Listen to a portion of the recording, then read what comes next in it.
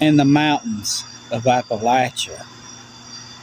The things folks had, most of it was built by hand, as they could not buy a lot of things.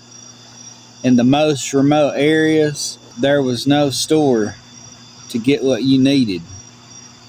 You needed to be crafty enough to make it yourself. Those folks only went into towns one time a year. That's all. They went in to buy just what they couldn't make themselves. Iron pots, cook stoves, axes, and tools of all sorts, even material for clothing. In the early years, there was looms to make material, but mostly folks would buy flour sacks in 50 or 100-pound sacks. Use the sack for cloth. Items like wagons, chairs, windows, most everything would be built by hand. Even instruments were handmade. Today, we run to the store for literally everything,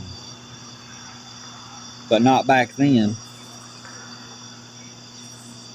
There was no money or even a store to buy. Today's story is about Lye Soap. Today, we have washing detergents, dish detergents, hand soaps, shampoos, conditioner, skin washes, lotion, anti-aging cream, even things to clean the floors with.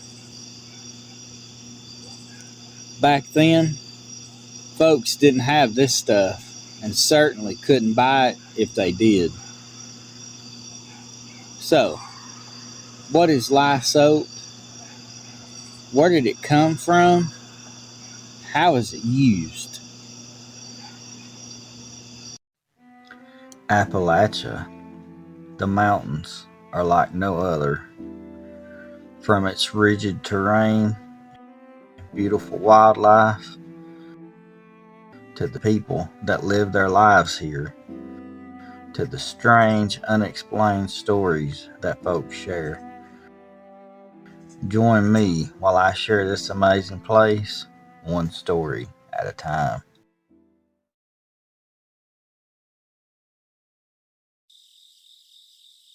In the early years of our forefathers in the mountains, they brought this soap with them when they came to America so long ago. It was a way to keep literally everything clean. It was made using things literally everyone had on their place. Only 3 ingredients: wood ash, water, and rendered animal fat. Now you say, wait, that's it? How does that add up to soap you can clean with? Also, where is the lye that makes the Lye Soap? Well, soap making could take up to a month to make. It was usually made fall of the year during hog harvesting time. It would start a few weeks before time to harvest the pigs. You had to actually make the lye by hand. You would take a pot and put it on the fire.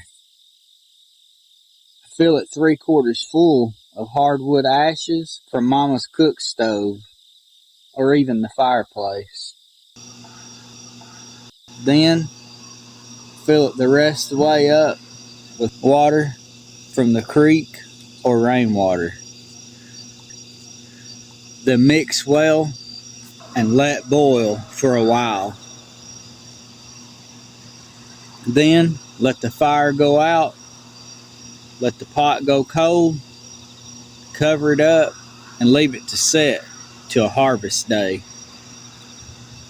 Now, come the evening before harvest, you would dip the top layer of water from the pot, leaving the sediment in the bottom. This liquid is your lye. Then you would dig a hole and bury the stuff left in the pot to keep people and animals safe. It was almost like an acid. They would clean the pot with vinegar to neutralize the acid mixture. Then you could put an egg in the liquid lye. If it floated to the top with a quarter size above the water, it was just right. Then it was set aside for the next day or so.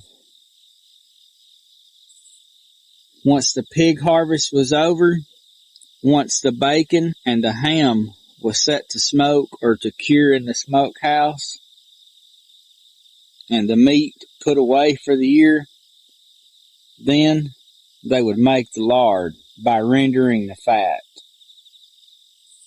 Once it was done and cooled, some was set aside for cooking throughout the next year, and some put into the soap pot.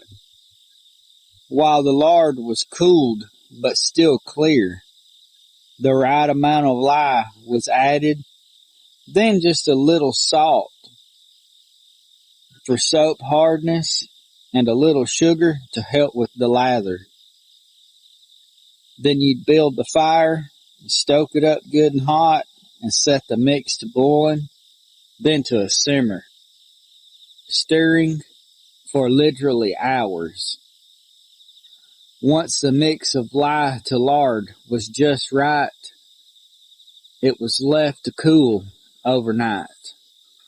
The next day, it would be pulled out of the pot, cut into bars, and then dried for weeks. With advances in modern times, soap making was made way easier.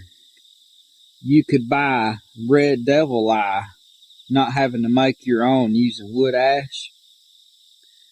The soap could be made way faster, all in one day, sometimes even in 1 hour. Once it was fully cured, then it could be used come washing day. Put a bar in the wash pot, let it dissolve, lather it up, and then set to washing. Want to wash the floors? Put a small piece into a bucket with water, lather it up, and then set to mopping. Do the same with dishes. Fill the sink with water, put a small piece of soap in it, lather it up, and wash your dishes. It was used in the shower to wash from literally head to toe. From washing your hair, purifying your skin, and cleansing your body throughout. It was useful all around the home, even to treat poison ivy and keep pests away from the home and barn. The making of this simple soap demonstrated the ability to create essential goods from the land, showing the resilience of the Appalachian mountain culture. Always using up everything you can without wasting anything, from animal fats, cloths, and natural materials, connecting the culture to nature itself. This simple bar of soap symbolizes survival, resilience, and deep respect and understanding of nature. Appalachian folks were a creature all their own. Well, folks, I want to thank you for sitting and listening